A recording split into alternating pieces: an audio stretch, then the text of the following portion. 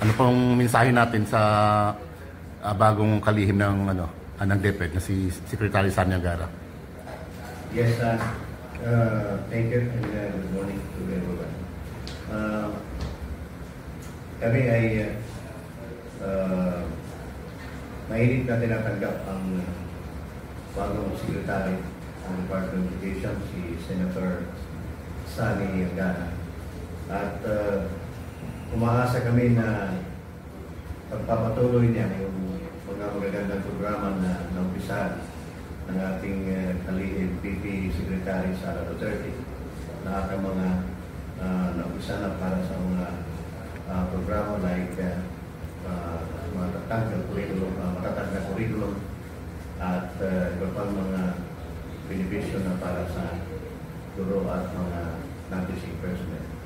At inaasahan din namin na pagpapatuloy niya at susuportahan niya yung 5 parameters ng Department of Education. Ito yung una na hindi gagamitin ang departamento para sa political agenda at magiging apolitical ang Department of Education. Hindi siya magpapanikta sa sino man mga gusto mag-interfere sa internal operation ng DepEd at paninindigan niya yung good governance na tawagin natin, na ito ay dapat naayon sa tama lang at may basihan, hindi lang sa mga whimsical na mga gustuhan ng mga politiko. Kaya itong mga lipatan ng mga superintendents, mga directors, magiging nagustuhan ng mga politiko ay maganda-ganda lang ililipat.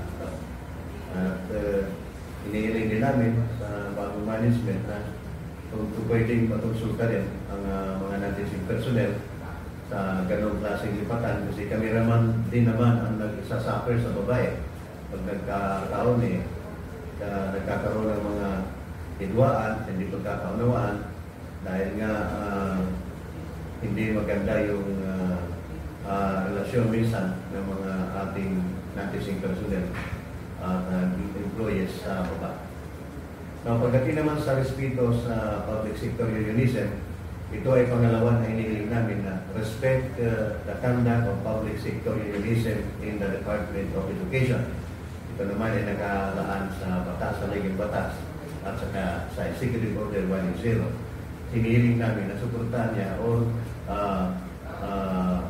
respetuhin ang unionism sa Department of Education. At hinihiling din namin na magkaroon ng tinatawag na transparency sa pamamalakad.